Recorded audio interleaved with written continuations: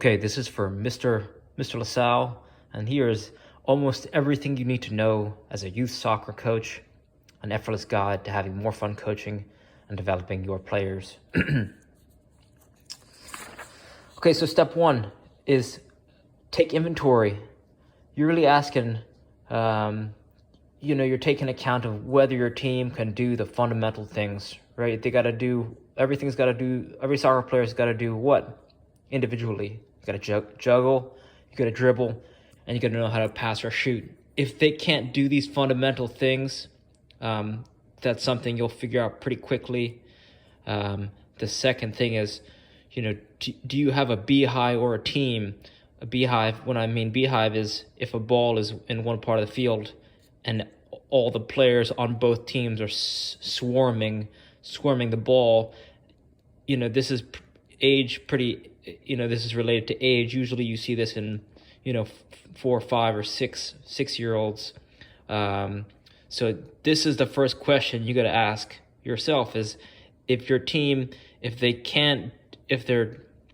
don't know how to juggle, dribble, and pass or shoot well, or you have a beehive.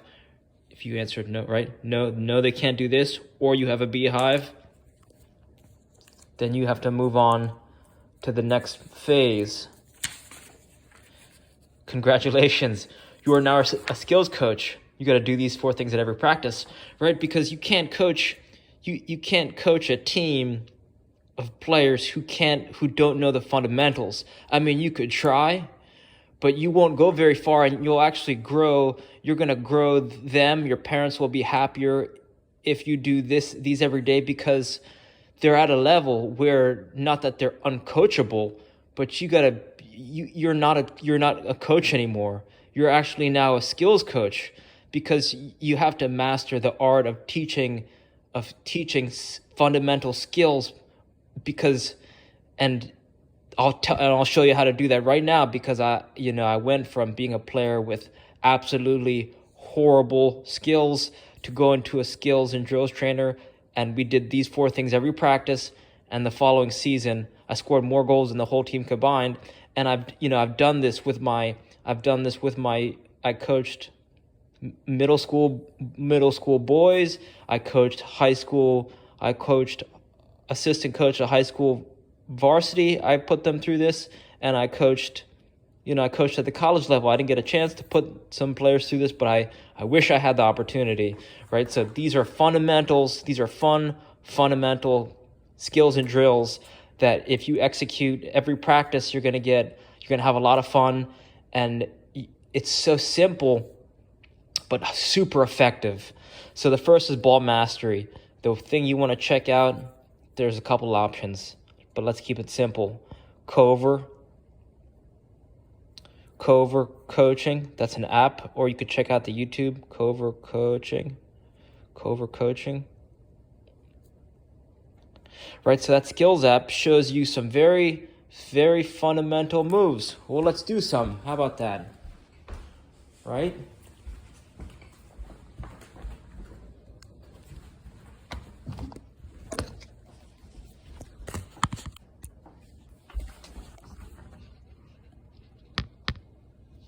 Okay, all right, just the basics, and this is practice 1, and you see that no one can dribble, and you can see no one can shoot, and you see no one can pass or juggle. So this is step 1, part 1. It's just doing this, right? So I'm assuming these kids are 4, 5, 6. I mean, they could be older, but this is what they're doing, right? They're right here, and then you could play.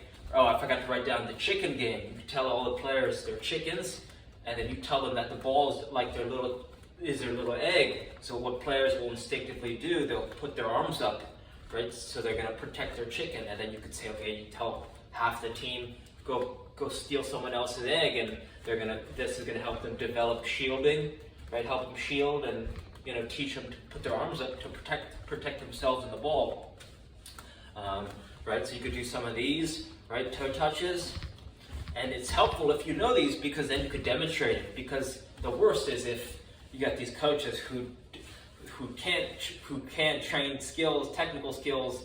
They're neither a technical coach nor a regular coach, and they're trying to lead a team. It's like the blind leading the blind, and that's the worst thing. So, even if you invest in, for yourself, the dribble up soccer ball, smart soccer ball, and you start to spend even a few minutes a day mastering ball skills, then it's going to be so much easier for each practice. You do one ball, every single practice you're going to do one ball mastery move, and then each next following practice you start to review the moves of the past, and then you do one more going forward. So you say, okay, everyone, show me your toe taps, and they do the toe taps, and then show me your insides, show me the inside stop. So then you do inside stop, then do inside, shuffle stop, and then you do shuffle, turn. Like, so there's a progression. So you want to have a skills progression. And so a dribble up smart ball, that's good for that. Cover coaching app, that's also a way. If you're on social media, there's an Instagram, it's Fanta Sista Mickey, FANTASISTAMICKEY.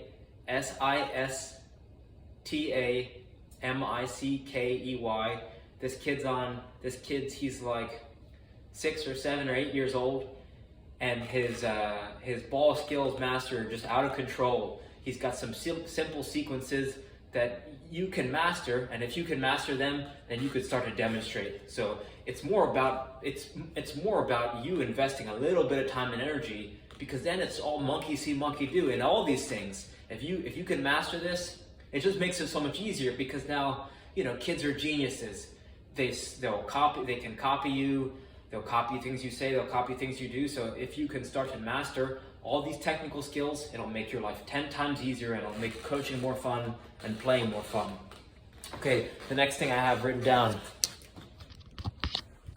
Okay, next thing I have dribbling sequences. What are dribbling sequences? Let me show you. So the first one is this one. This is 27 years old, at least in my memory, because the guy who trained me, his name is Tom Turnbull. And the first sequence he ever taught us, it goes, with your one foot, you have to say it out loud when you're doing it. You go outside, outside, inside, outside, inside. And then you switch feet. You say it out loud again. Outside, outside, inside, outside, inside. Outside, outside, inside, outside, inside.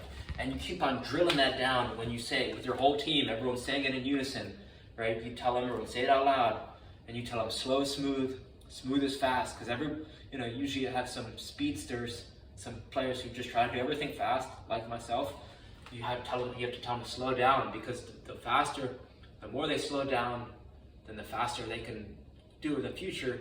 And then saying it out loud is what's gonna help them memorize it, right? It's easy to memorize, which means it's easy to execute. So just drill this for like 5 minutes, right? You do your ball mastery move, you do that for 5 minutes, practice that. Then you do 5 minutes of this dribbling sequence, outside, outside, inside, outside, inside. Switch foot, outside, outside, inside, outside, switch foot. I would tell my team, my young boys, that middle school team out of Narragansett Pier Middle School, I'd tell them, go dribble around, do a lap of the whole field, very slow. I tell them outside, outside, inside, outside, inside. And they would, for the most part, they practice that pretty well. So that's the dribbling sequence. So then there's a progression of dribbling sequence. You could go on the flip side, the opposite of outside, outside, inside, outside is inside, inside, outside, inside, inside, inside, outside, inside. But that Bruce Lee quote, I fear not the man who practices 10,000 kicks, but I fear the man who practices one kick 10,000 times, right? You don't got to worry about a lot of different sequences. Just practice that outside, outside, inside, outside, because the second reason why it's so effective is because you'll notice kids will start to combine it with other moves. So you're going to see them start to go outside, outside, inside, outside, scissor, or outside, outside, inside, outside, chop, right? So it becomes a connector of moves. It's a foundation of other moves that they can build off of. So that's why it's super powerful. Then we have, right, barrel game. Barrel game's next. Let me show you barrel game. Okay.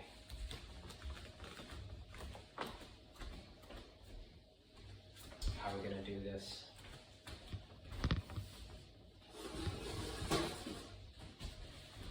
So what I would do for my middle school, for this same team I'm helping coach, and what we did at Tom Turnbull's soccer academy, pretend this is a garbage can or a bucket or a barrel, some type of vessel that you can use as a target.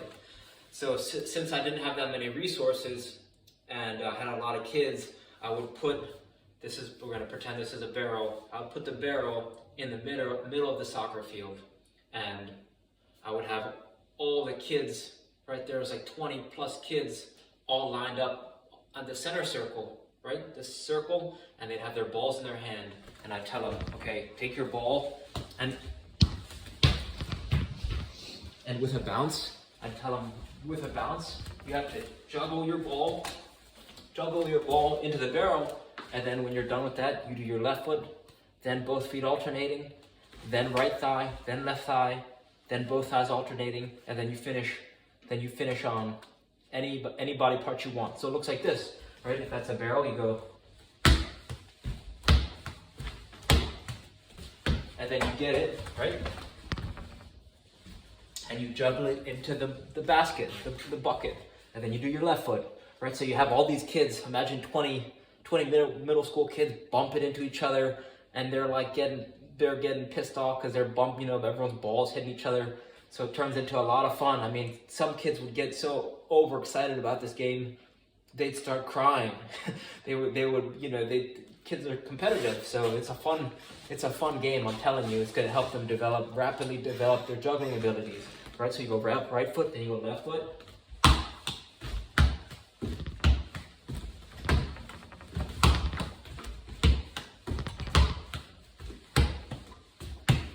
You get the idea.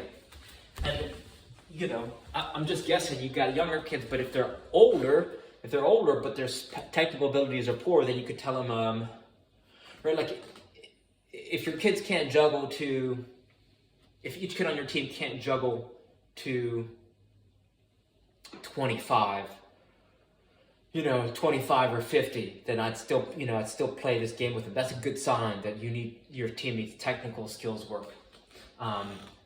So then as they're progressing, as they're getting better, you could start to play this game, but now there's no bounce in between, right? So it's,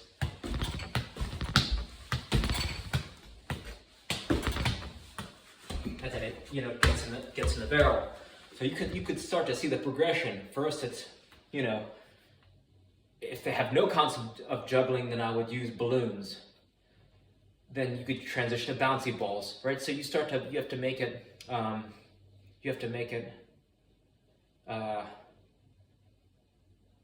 what's the word? You have to be aware of the level, because if you make it too hard, then it's like two golfers. It's like if you got to give them points. It's like you got to be aware of where they're at so that you can accommodate the training to them. Because if you make it too hard or you make it too easy, then it's, they're not going to have fun or they're not going to grow, right? So you kind of have to be thoughtful about how much you want to challenge your team and how much they're ready for. So that's just something to keep in mind, right? Okay, so then next you play barrel game. That's 15 minutes. Barrel games, 10, 15 minutes. So like 5 here, or you do warm up, then like 5 to 10 minutes on ball mastery and dribbling sequences. This could be another 10 minutes. Barrel games, 10, 15 minutes. And then 1v1 to cones. This is like the game that you're working up to playing, because this is going to teach attacking, defending. This is going to teach, this is going to put all these things all together, right? So this is the fun thing. This is what they're working towards playing. 1v1 to cones. And 1v1 to cones is you have two teams. You split up your whole team into pairs, and then you have them play each other. So, on the sideline, that's one natural line, so you could line up every couple yards a cone. You want the cones that you can knock over, not the flat ones. You have to be able to knock it over, and I'll show you why. right? So,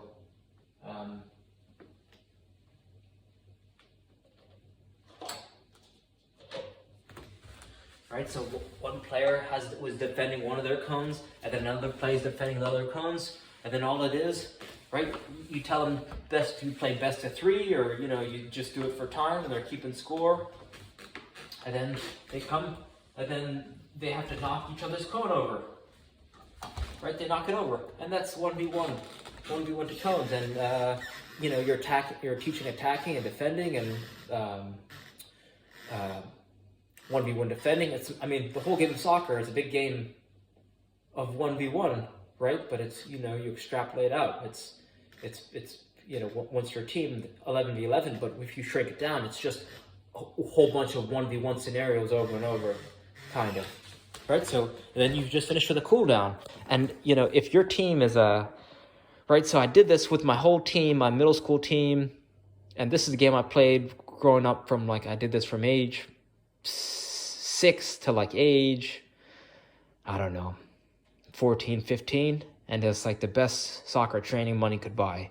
These games over and over and over.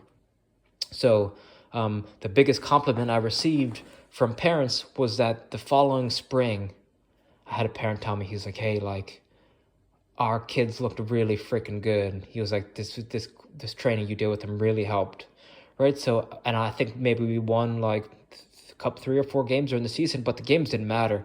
It was the player development that really helped all the players grow. So if you could only choose between one thing, winning games as a youth soccer coach or developing your players, I'd choose developing players all day. So for what it's worth.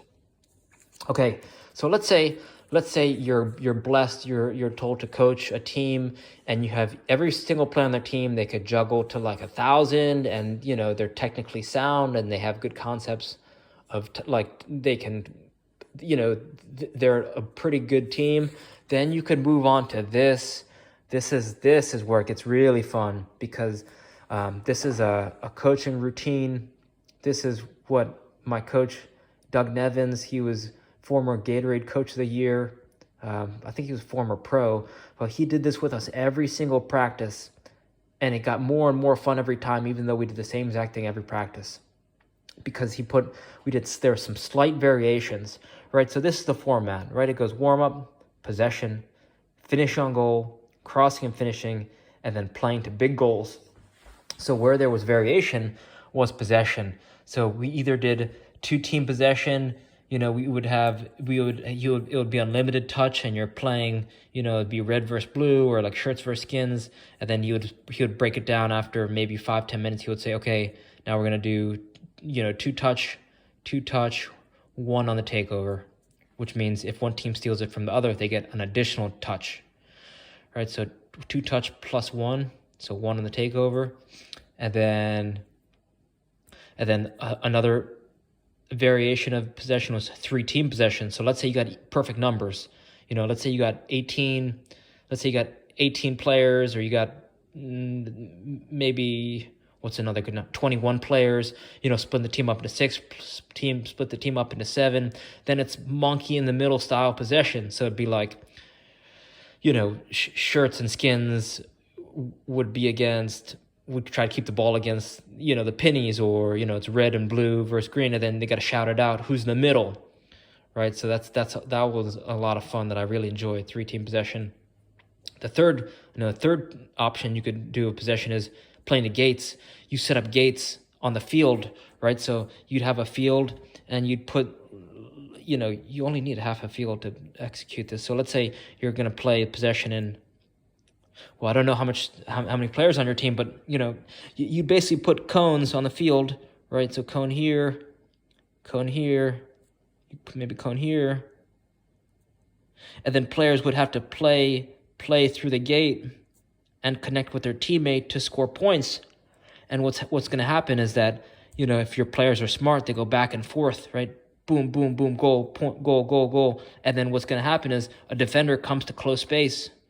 Right, so you're going to have a defender come and close space, but then, players are smart, then they feel this pressure, so the challenge becomes feel the pressure, close down the space, and then they're bang into the next goal, right, into the next gate, bang, bang, bang, bang, bang. So this is a great strategy.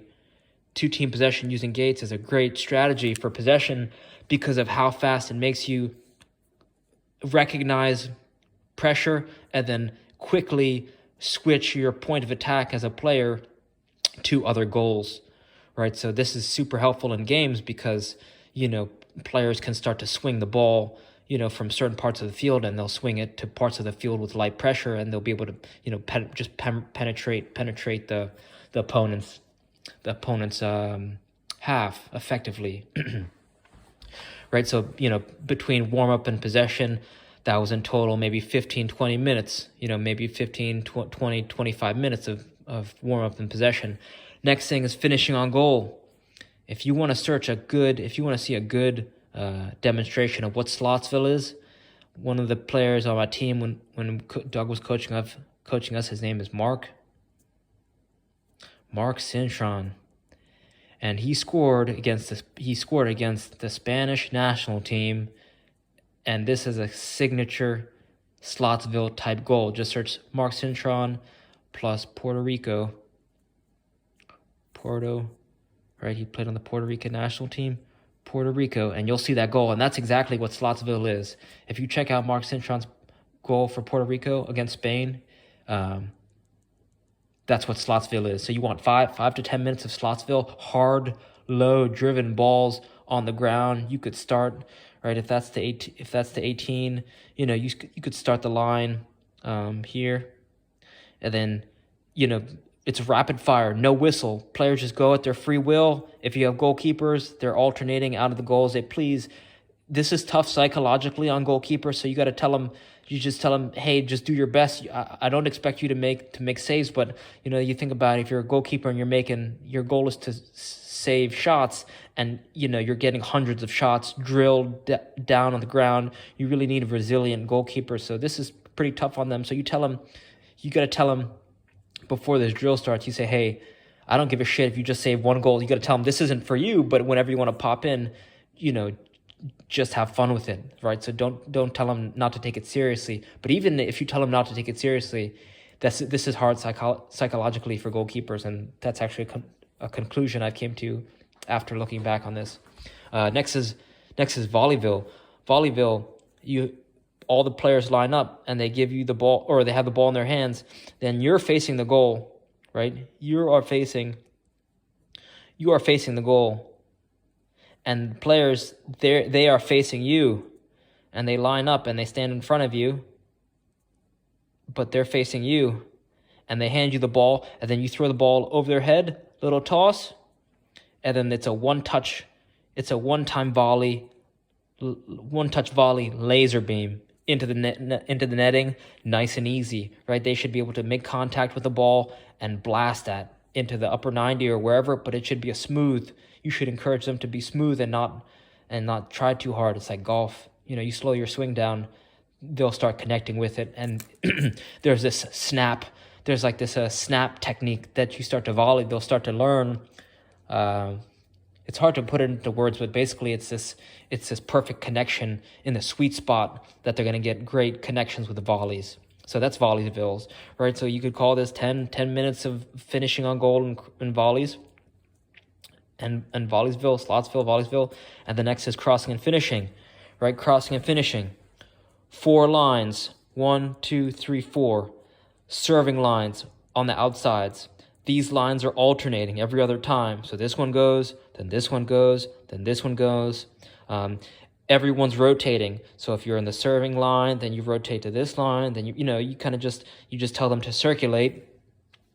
And these two are the attacking lines. Their run is a bit delayed, so this player will play himself a ball. The ball will be slightly diagonal to make it easier on themselves. Slightly diagonal ball. They cross the ball in, and then these two lines are crisscrossing. Right, this line comes here, this line comes there, and then boom, finishing on goal. Then the next one goes, right? This one plays himself the ball in, and then he crosses it. And a big mistake that I used to do, I remember like it was yesterday. I would take a little dribble, and then I would play the ball diagonal right towards the touchline. And my coach was like, Doug Nevins, he was like, what the hell are you doing? He said, just play it in, just play yourself in nice. Like, just put it in diagonally to make it easier so that you could cross it better.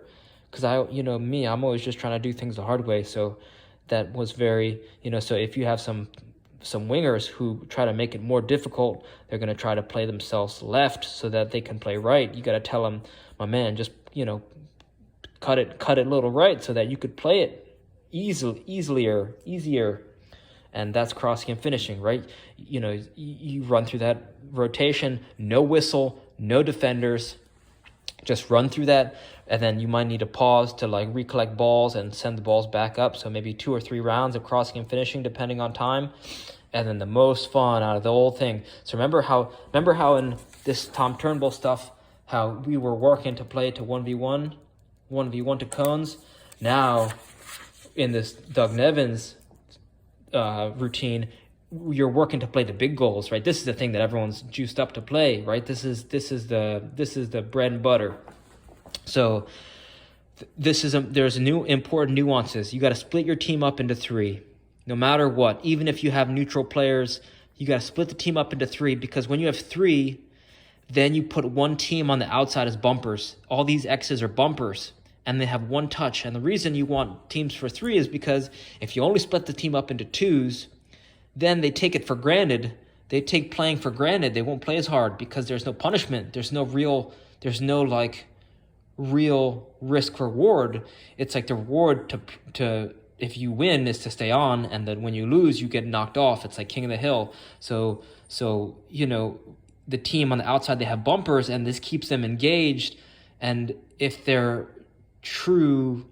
really love the game, then they're going to be engaged, because the better they play, the better they can help the people on the field score more, and these bumpers are going to hop back on, right? So you got to break your team up into 3. Even if you have a neutral player, even if you have, let's say you have 16 players, you could split the team up into 5, and then, maybe there's one who stays on as neutral, plays as a neutral red, so you got to be creative, but just make it so that there's 3 teams. That's imperative. The next thing is, you're not looking, like, let's say you have a game in 2 days from now or 1 day from now, the game's the next day. You're not looking, this isn't meant, right? Look at my sizing of the field. You want to play into goals, you want to scooch, you want to bring the one of the goals in, if possible, halfway, split your half of the field in half, right? So you're not playing in that much space, and what this is going to force you to do is you're going to transition from attack to a defense very quickly, and this is going to allow you to capitalize in games, because if players aren't marking up, or a player makes a great play and they finish on goal, then this is incorporating everything you've learned, or everything they've been practicing. This is possession, this is finishing on goal, Slotsville, this is Volleysville, crossing and finishing, all in one. So this is really what you're really going to do. This is increasing your volume of your players making quick decisions, finishing on goal, preventing goals. There's going to be a lot of play with your goalkeeper, so they're going to be getting involved. So this is and look, it's there's a reason why you make it tight. You make it tight to encourage fast decision making, and so right, you don't want to tire your team out. This isn't an endurance activity. This is a decision-making fun game, so that they can just play and get some good energy out. And you actually want to cut this game short, right? So you want to cut this short so that your team finishes with good energy and good, right? So that when they think about the coming to the next practice, they're like, oh damn, I had so much fun. I had so much fun last practice. I cannot wait to come back to practice and run this whole thing back, because if executed appropriately, you always want to be super encouraging. You want to get very excited if they have perfect goals, perfect volleys, great crosses. You got to be the most excited person on the team, even more excited than your players. It's like, any organization, when I do business with any organization and their employees are more excited about the product than I am, that makes me excited. So here are some helpful ideas. Think about a 90-minute game. each minute that goes by and your players are on the sidelines just sitting down, it's like they've proven that how detrimental sitting is to the human body. So you really want to use your game time as a secondary practice, and encourage your players to be juggling for 90 minutes straight. Like a rule I have for players who don't start in my mind is you could be getting thousands and thousands of touches on the sideline as a youth player, and that's something I regret not doing more. This is tremendously helpful, and this is something that I've, from the youth level to the college level, this is something that coaches struggle with. They don't know how to substitute effectively. And the way to substitute effectively, especially if you have, kids want to play and it's a mental thing, if they're not playing in games or this is going to help your team with morale. This is going to help score more goals. You're going to have a more effective team using this substituting strategy. And the strategy is this. You want to sub your forwards and or wingers out, and even your midfields. It's basically you're going to sub out a group of players, whether it's your forwards, whether it's your wingers, midfielders, whatever, depending on your team. Right? And the reason you do that, you sub them out at the halfway mark of the first half. So let's say you're playing 90-minute halves, right? Or let's say you're a little bit younger and you're playing 40-minute halves or something. Sub them out at the 20-minute mark, and then you leave the subs on, the subs that came in the first half, you leave them on for the start of the second half. And then at the halfway of the second half, so with 20 minutes or 25 minutes left to go in the second half, you replace the subs with the original starters. So now it's the more balanced approach. Now you have more team contribution, which boosts team morale, which it just makes it a more effective. You get more bang for your buck in terms of players. It's like you're not putting this tremendous load on your starters. You have it balanced between the kids that are playing and the kids that come on. Now there's like a real sense of team camaraderie with the style. Players start to look forward to this. I see kids commenting online or parents commenting online where coaches will tell kids to warm up. They warm up. They don't even put them in. Then you have players who don't even want to warm up because they're like, well, why should I get warmed up if I never get put in, which is a morale killer. So the strategy is pull players off halfway through the first half, leave your subs on for the start of the second half, and then pull the original players back on for the second half of the second half.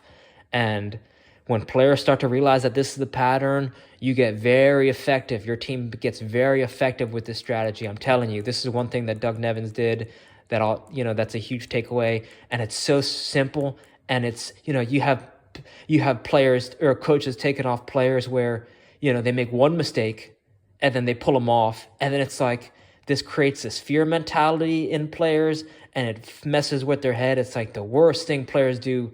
The players who are afraid to make a mistake in game and they're all up in their head and they're just not, coaches don't let them play and just have fun instead of like punishing them for making one mistake as if they're like robots or like as if they're these Premier League players. And even Premier League players, they make mistakes and they're not getting subbed off, right? So like you gotta help the kids be kids and let them play, because if they have this mindset of every time I make a mistake, coach whoever is going to take me off, you're not going to get the most potential out of your players. It's not going to happen because they're too scared to make mistakes, take risks, and have fun. So this is huge. The second thing, this is an aside, but also important. I noticed that what Doug did very well when he showed us formations or ways that he wanted us to attack and defend, he used cones. He used cones instead of whiteboards or pen and paper.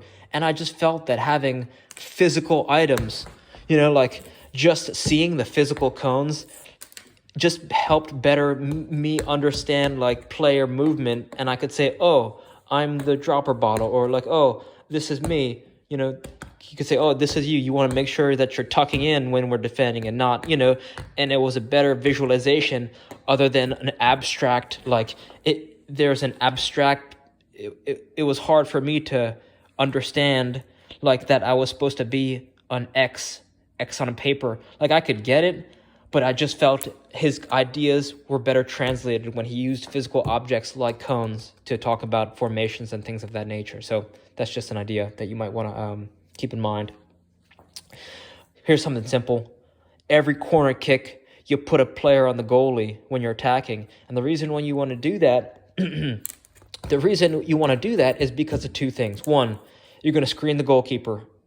When you screen the goalkeeper, it's going to be hard for him to make a save, right? So many times I've just been standing in front of the goalkeeper. The ball comes. I'm not even looking at the ball. The ball bonks me in the head and it goes into the goal. I swear to God, I must have scored in my lifetime, more than 5 goals like that, maybe less than 10, but it's, super effective for how little effort I was putting in just standing in front of the goalkeeper. The second reason why it's super effective is because sometimes this will draw another player. So now you have 2 players screening the goalkeeper, getting in his way, making it hard for him to save, and sometimes the ball gets crossed in and it turns into an own goal because, I'm trying to create mayhem in front of the goalkeeper that no one even they're trying to step on my foot, they're trying to elbow me in the head, and then boom, before you know it, I've taken up the goalkeeper and I've taken up another player, and then bang, one of my teammates heads the ball in or just knocks the ball in. So this is an easy, you got to capitalize on every corner kick opportunity.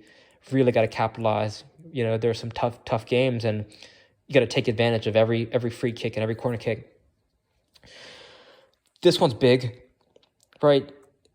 It's kind of hard to be an encouraging, the most energetic, encouraging member of the team, especially if you're a coach.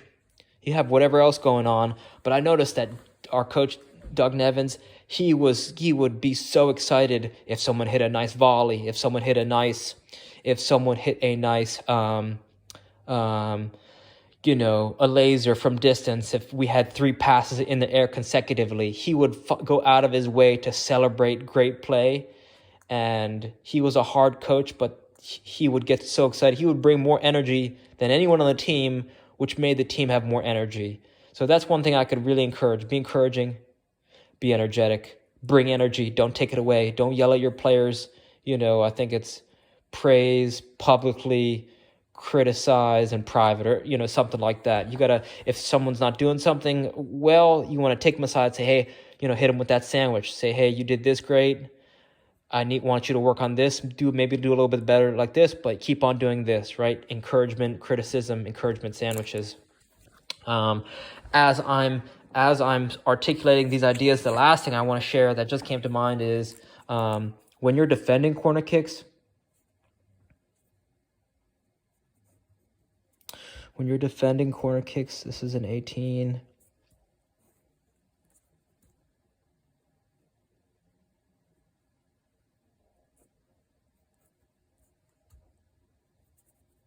That's supposed to be a goal. My proportions aren't good. But anyway, right, goal. And this is a 6. One thing that Doug also showed me, I talk about Doug a lot. He's, one of the reasons why, he really encouraged me to be a better player and a better coach. One thing he showed me and showed the team is that you don't need to do a lot when you're defending corner kicks to have great defensive strategy. So, for example, let's say our goalkeeper was here, right? Goalkeeper, hands up in there. Hands up. So he would put one player, boom, on the touchline next to our goalkeeper. Boom. Other player on the touchline. So we'd have a player here. We have a player here.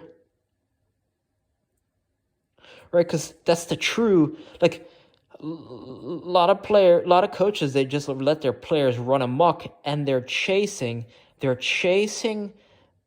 attackers, but the most important part is the goal, right? You got to defend the goal. You don't got to defend an attacker, right? Because I'll beat an attacker. If a defender tries to man mark me, forget about it. I will lose you in a heartbeat. Then you make like a cocoon. So then you go player here on the touchline, player here. So look, you see how it's staggered? Player here, player here. Look at that. So now you're starting to build these walls of defenders. It's like two, it's like a 1 in the goal, 2 either side of them, 4 in front. Then you go like and then you do another line of defenders. Boom, here. Defender here. Defender here. Defender here.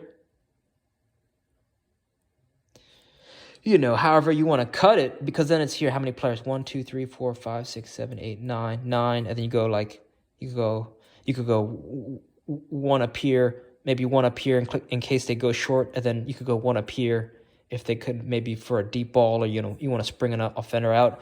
But look, so now the most dangerous parts of the field, you think anyone catching a head ball is going to have to get through this line of defense.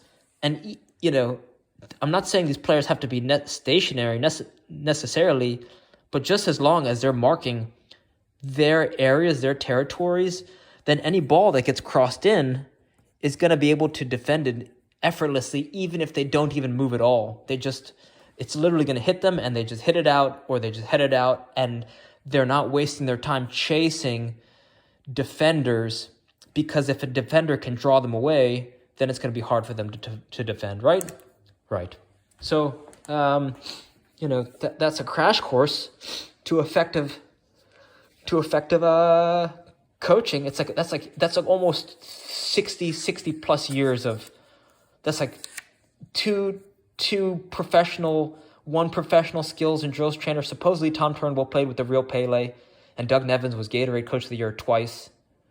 And not only was he a great coach, but he's also a great, leader and person, for my opinion. So reach out with any questions. I'm happy to entertain any questions and just try and help you grow in any way. And I've had so many great people help me that I want to selfishly feel good about myself by sharing as much as possible. So any way I can help, I'm just trying to help, so I can, just pay it forward and pass it on. So if you've made it this far, thank you so much for your time. All right.